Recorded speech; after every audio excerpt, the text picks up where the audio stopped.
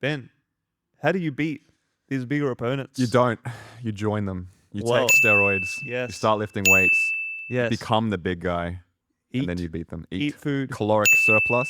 Have you been on a caloric surplus? I have, but that's besides the point. Hey. Thanks for noticing, George. How to beat bigger opponents in jiu-jitsu. I think the first strategy we can talk about is attacking the legs. Right. Tell me more. If you're 60 kilograms, your opponent's 100. Good luck hitting a Kimura.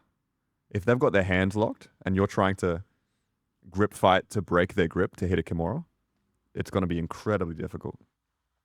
Or even armbar. If you're up against a significantly stronger opponent and you're trying to armbar them, it can be tough to even extend their arm to get the finish. But leg locks, specifically heel hooks, are interesting because you have such leverage, such strong rotational leverage on such a small and weak joint that if your opponent is 120 kilos, even on steroids, their knee ligaments are effectively the same size and it's effectively the same strength. So you're attacking a vulnerability in the human body that's not protected by muscle with rotational force. That's why it's so effective. And we saw Lachlan Giles use this to great impact in ADCC in 2019 with his bronze medal run, which is incredible. We've seen it quite a few times in competition now, but I think that's one of the main strategies you could use for beating bigger opponents.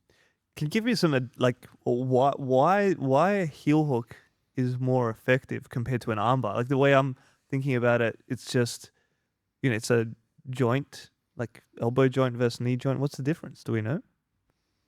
The bicep is fighting against the armbar. Now, look, obviously, if you're both the same size and strength, you have much more leverage using your hips and posterior chain on the person's arm. But if there's a significant size discrepancy, I'm talking 60 kilos to 100 kilos, if they're twice your size, even with your posterior chain, if they have their hands locked, it's going to be difficult to unlock their hands. Even if their hands are unlocked, it's going to be difficult to extend their arm. Even if you extend their arm, it's going to be difficult to stop them just literally picking you off the ground. Those are a few reasons why. So you've got, like, most joints in the human body have musculature that's protecting it in some way. Knee bar is a good example. Knee bars have hamstrings that are counteracting against the knee bar. So if the person has incredibly strong hamstrings, you might find it very difficult to finish a knee bar because the hamstring is counteracting that force. Because we're attacking heel hooks or rotational force on the joint, there's no muscle that's protecting that ligament. You're attacking the ligament by itself. That's why there's something special about heel hooks. I think the other point as well, if you're armbarring somebody like massive, they can kind of use their legs to then build height and then essentially just lift you up off the ground and slam you. Yep. Whereas if your whole body weight is on their legs and pinning their hips to the floor, essentially, they can't really use their legs in the same way to now build height and get gravity on their side. So yeah, that could be part of it too. Hey? Or we've seen finishes of heel hooks when the person's standing as well. Like Roberto Jimenez got heel hooked, I think, by Jacob Couch or Levi Jones, both of them. But one of the two, he was standing while the heel hook was applied. So even if you build height, there are still ways that they can invert through, attack the heel, rotational pressure. It actually makes it, in a sense, more dangerous to stand up. It can be in a heel hook. So that's what do you think? If I've got, okay, George, you're about to fight a 100-kilo guy next week for a super fight. What strategy are you implementing with the size discrepancy and the strength discrepancy? So something that I'm thinking about is, okay, their advantage is their massive size, their strength. Surely I've got some kind of advantage. I have to. You're more handsome than they are. Yeah. I mean, that's my advantage against everyone. Let's be real. But I'm looking, okay, if somebody's like twice the size of me, generally I'm going to be faster than them. Okay, so I have to use my speed comparatively as a advantage in this scenario, get around them, move faster than what they can catch up with, don't allow them to get grips on me, things like this. And so basically just having that understanding that I'm going to be faster than them, and generally I'm going to have a better gas tank than them. Gas tank. It takes so much energy to carry around more weight. So this is why, like, you always see, UFC fighters, for example, any sport essentially, the smaller the human is, generally the better cardio they have. this is why like kids are like just endless cardio. It just doesn't take that much. It doesn't take that much to run their body. I have no idea about the science, but it's a thing, right? Just make it up, bro. We're on a podcast. We don't use science here. What are you talking about? Yeah. There's a study I just read where that's right. heavyweights are 310% slower than lightweights. I believe it. Yeah. And you're generally going to have better cardio. Smaller people generally have better cardio. So you have to use your speed as an advantage, create angles on the person, depending on what position we're talking here. But what do you think in terms of I completely agree. And it's interesting because if you look at it on the reverse side, if you were fighting a much smaller grappler who's equally as dangerous, maybe they're a black belt, your advantage, if you're much bigger than them, would be obviously strength, but your strategy would be to slow them down, to make things static, to make them carry your weight. So if you're fighting someone larger, you do the exact opposite. Like you said, you would force them to have to respond to you and start to fatigue them through movement. And also here's one of the biggest important factors, I think, when it comes to strategy against a larger opponent is connection. The more connection you have to a larger opponent, generally, the more they'll be able to bridge you off. If you're connecting and disconnecting at the ideal situation, let's look at mount for an example. If you have a 60 kilo grappler mounted 120 kilo grappler, if that 60 kilo grappler tries to maintain mount for dear life, they might just get bridged off. But if you're more dynamic in your pins and you can switch to knee on belly and then take the back and start to disconnect and reconnect in a more athletic, agile way, it can be a huge advantage because, like you said, we're removing their advantage of strength and connection. We're bringing our own advantage of movement and agility into it. So definitely that's a strategy that we should look to implement. Yeah. I think that's quite an advanced sort of tactic, and it's easier said than done. The problem is when there's a person that's twice your weight, the basically the risks you can take now, you have to be so much more conservative.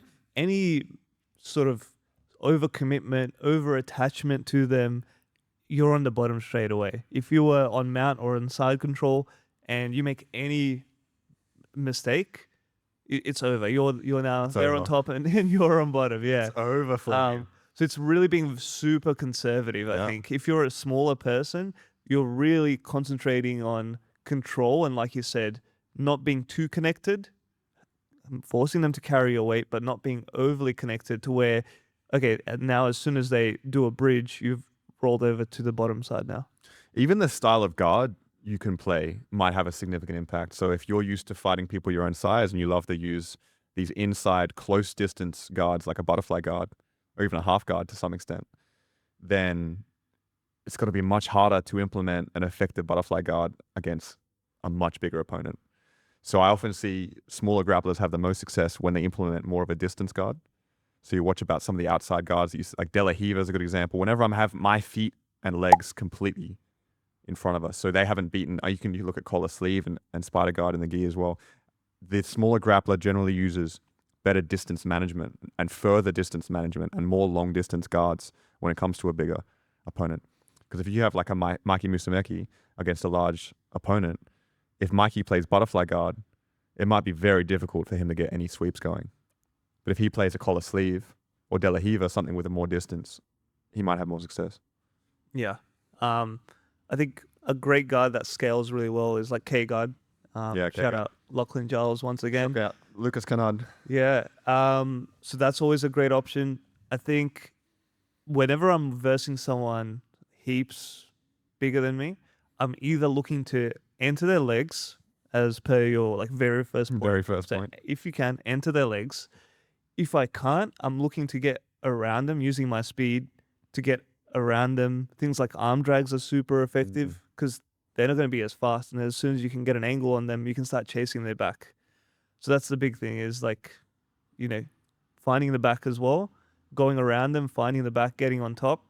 Instead, the biggest mistake I see with people, even somebody like myself, one of my favorite moves are like triangles and things like this. But man, if somebody's twice my weight, I'm not going for triangles from the bottom. That's the dumbest thing. Like, because they're too big. Their shoulders are too broad. You're not going to be able to connect like a good triangle. Now you're pinned to the floor. Your legs are getting smashed. You're getting stacked. Your neck's breaking. It's just, don't go for those kind of submissions from bottom. Like, no, you enter the legs or you go around and you get to the back. You see bigger guys successfully bait triangles from guard. There's a guy that started doing it in this gym. Shout out Harry.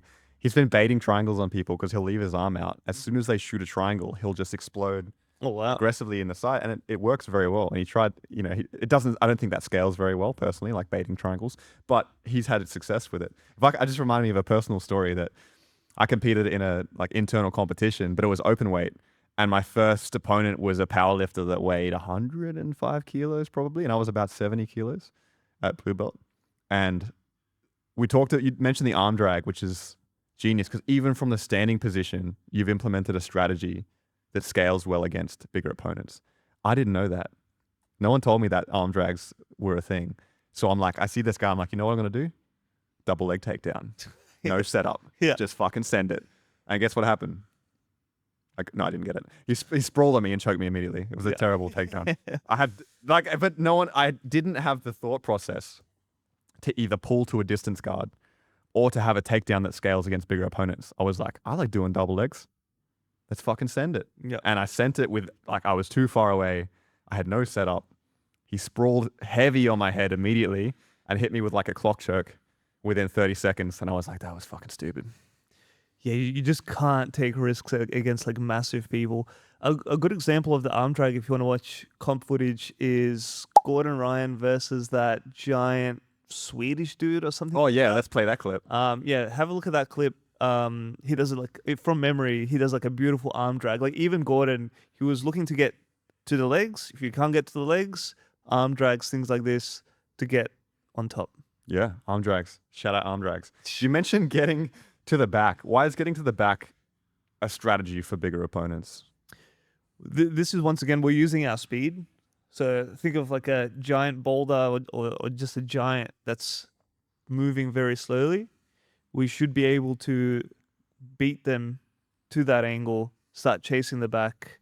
Obviously, once you get to the back, they can't defend as well. But honestly, if they're big enough, you might just get their back. You might not even be able to finish from there.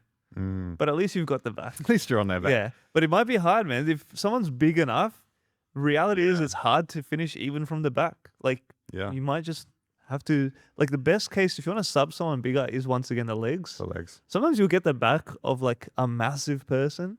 You can't even finish them because they've got no neck. They've got giant shoulders. They're too big. But it should be challenging for them to escape. 100%. Ideally. 100%. Because, you're behind them. I think the best chance is the rear naked choke. If we remove leg locks from the equation completely, say I'm not allowed to do leg locks. What's my strategy? To the back rear naked choke. Because your athleticism, your strength is somewhat reduced dealing with an opponent that's behind you. You can still hand fight to some degree, but they don't have the advantages as much as they would in a standing position or in a guard situation or in a pin situation, particularly. Another strategy I've seen is a high-risk guillotine, if it's properly applied. If you ever watched, was it Quintet? I think it was Quintet. Yeah. It was 10th Planet versus, I'm not sure the other team. Sakuraba's team or Sakuraba's something? I don't know. But you had Gio Martinez, who's 60 kilograms, maybe 140 pounds, up against Haisim Rita, who's 100 kilos, 220 pounds. And Gio jumps on a front headlock, arm in, and then gets high-risk guillotine, throws his legs, follows him, and submits him. It's incredible. Crazy. Yeah.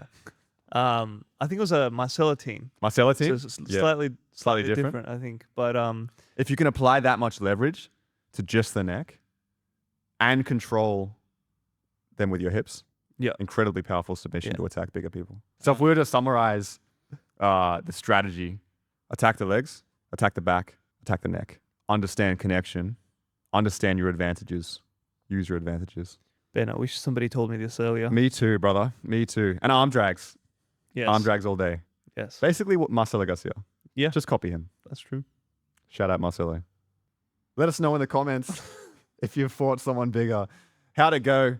Did you win? Did you get sprawled on and clock choked like I did? That was funny. But what strategies have you found that's been successful for implementing against larger opponents? Let us know in the comments. Thanks for listening. Like, comment, subscribe. Peace.